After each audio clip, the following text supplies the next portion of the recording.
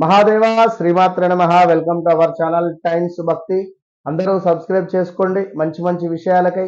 ఇక్కడ బ్రాహ్మీ ముహూర్తం గురించి ఈ యొక్క వీడియోలో మనము ఇప్పటి వరకు ఎవరు చెప్పని విధంగా ఒక అద్భుతమైనటువంటి విషయము తెలుసుకోబోతున్నాం. మరి బ్రాహ్మీ ముహూర్తం అంటే ఏమిటి, అసలు దీని వలన కలిగే ఫలితం ఏమిటి, బ్రాహ్మీ ముహూర్తంలో మనం చేసేటువంటి పనులేమిటి, చేయకూడని పనులేమిటి, ఏది చేస్తే మనకు సత్యం అవుతుంది, ఏది చేస్తే మనకు మైనస్ అవుతుంది. కొన్ని ముహూర్తాలలో మనము ఇప్పుడు మంగళవారం రోజు అప్పు చేస్తే మరలా అప్పు అయ్యేటువంటి పరిస్థితి ఉంటుంది. అలాగే ఈ బ్రాహ్మీ ముహూర్తంలో ఎవరైతే కొన్ని పనులు చేస్తే వారికి అద్భుతమైనటువంటి ఒక ఎనర్జీ అనేటువంటిది ఫామ్ అవ్వబోతూ ఉన్నది. సో ఇక్కడ ముఖ్యంగా కూడా ఎలాంటి అల్లారం కావచ్చును, ఎవరైనా లేపడం కావచ్చును, ఇలాంటిది ఏదీ లేకుండా స్వతహాగా వారు హ్యాపీగా నిద్రలో పడుకోవడం, ఉదయాత్పూర్వము 3 నుండి 4:30 మధ్యలో ఎవరికైతే మెలకువ వస్తుందో, ఇలాంటి అల్లారాములు కానీ ఇలాంటివి ఎవరైనా లేపండి అనేటువంటిది ఏది చెప్పకుండా మీరు హ్యాపీగా పడుకొని ఉదయాత్పూర్వమే మీకు ఎలాంటిది ఏది లేకుండా తెలివి రావాలి. మీకు 3:15 నుండి సుమారుగా 4:30, 4:15 వేసుకోండి.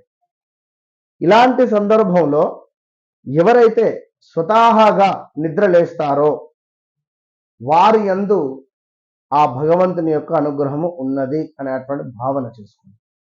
100కు 90% కూడా వారికి ఖచ్చితంగా 90% ఎందుకంటున్నాను అంటే, కొందరికి జాతకరీత్యా కొంత ఇబ్బందికరమైనటువంటి సంఘటనలు కానీ, కొంత ఏలినాడు శని కానీ, అష్టమ శని కానీ ఉంటే కొంత ఆరోగ్యం మీద దెబ్బపడే ఛాన్స్ ఉంటుంది.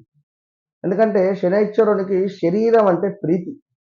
సో మన శరీరానికి సంబంధించినటువంటి అవయవాలు అది ఏదైనా కావచ్చును, కాలు కావచ్చును, కిడ్నీలు కావచ్చును, లేదా లివర్ కావచ్చును, ఇలా కొన్ని ఐటమ్స్ మీద శనైశ్వరుని యొక్క దృష్టి ఉండి ఇబ్బందికరమైన సంఘటనలు, యాక్సిడెంట్స్ కావచ్చును, ఇలాంటివి జరుగుతాయి.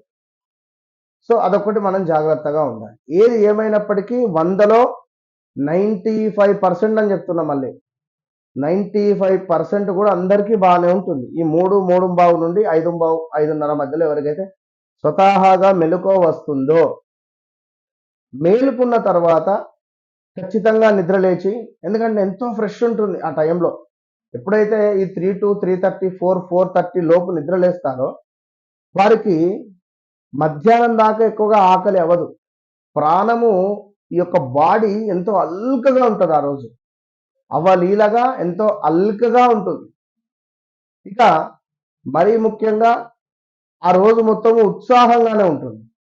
ఎవరైతే అల్లారం పెట్టుకొని ఇబ్బందికరంగా 3:30కు 4:30కు లేస్తారో వారికి కూడా బాగానే ఉంటుంది. బట్ స్వతహాగా నిద్ర లేచినటువంటి ఆ యొక్క పవర్, ఎనర్జీ ఉండేటువంటిది మనము కావలసుకుని లేస్తే కొంత ఇబ్బందికరంగానే ఉంటుంది.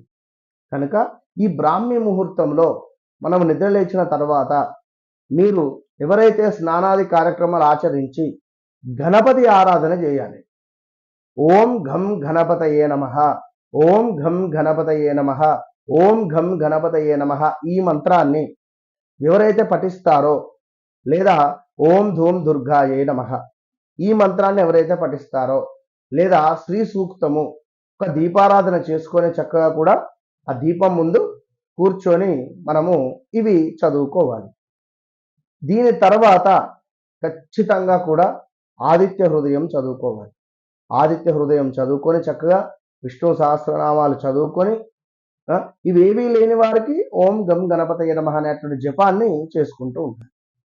ఇక ఈరోజు ఎవరైతే ఈ విధంగా చేసి ముక్తిని పొందుతారో సుమారుగా వీరి లైఫ్ టైం మొత్తము కూడా ఇక వీరే చేస్తాడొచ్చు. అన్ని ఏదనుకుంటే అది అవ్వడము అద్భుతంగా. అమ్మవారి అనుగ్రహం, అమ్మ దయ ఉంటే అన్నీ ఉన్నట్టే అనేది ఉంది కదా. సో ఖచ్చితంగా కూడా ఎవరైతే ఈ 3:30, 4:30, 5 ప్రాంతంలో నిద్ర వాళ్లకు లేస్తారో తెలివి పడి తప్పకుండా అమ్మ దయ ఉన్నట్టే. వారికి పంచభక్ష పరమాన్నాలు అమ్మవారు తినిపిస్తుంది. ఎలాంటి జాతక దోషాలు కూడా వీరికి ఉండవు, ఎలాంటిది కూడా. కనుక ఈ బ్రాహ్మీ ముహూర్తంలో నిద్ర లేవాలి అంటే అమ్మవారి ఆరాధన మన దగ్గర బాగా ఉండాలి. రాత్రి పడుకునే సమయంలో తొందరగా పడుకోవాలి. సో పడుకునే సమయంలో మనం ఈరోజు ఏం చేశాము, మంచి చేశామా చెడు చేశామా, ఒకరి గురించి మనం తప్పుగా చెప్పామా, ఒకరి గురించి మనం చెడుగా చెప్పామా, ఒకరి గురించి అబద్ధాన్ని చెప్పామా, చెప్తే మనసు లాగేస్తుంది. మన మనసు ఏదైతే ఉందో అది చెప్తుకుంటుంది తప్పు చేశావు అని. సో అలాంటి సిచ్యువేషన్స్లో ఉండేటువంటి వారికి నిద్ర పట్టదు. నిద్ర ఎవరికి పట్టదు? మన ఈ యొక్క గరికపాటి నరసింహారావు శాస్త్రి గారు కానీ లేదా ఈ యొక్క చాగంటి కోటేశ్వరరావు గారు చెప్పారు వారి వారి ప్రవేశనాలలో గురువు గారు, ఎవరైతే దొంగలో, ఎవరైతే స్త్రీ వ్యామోహంలో ఉంటారో, ఎవరైతే అసత్యాన్ని పలుకుతూ ఉంటారో పదే పదే, వీరికి నిద్ర అనేటువంటిది ఎక్కువగా పట్టదు అని గురువుగారులు వారిద్దరూ వారి వారి ప్రవచనాలలో చెప్పారు. కనుక తప్పకుండా మీరు అద్భుతంగా ఉండండి. పడుకునే ముందు చక్కగా ధూపం వేసుకోండి. మంచిగా ధూపం వేసుకుంటే అద్భుతమైనటువంటి ఫలితం మీ సొంతం. All the best.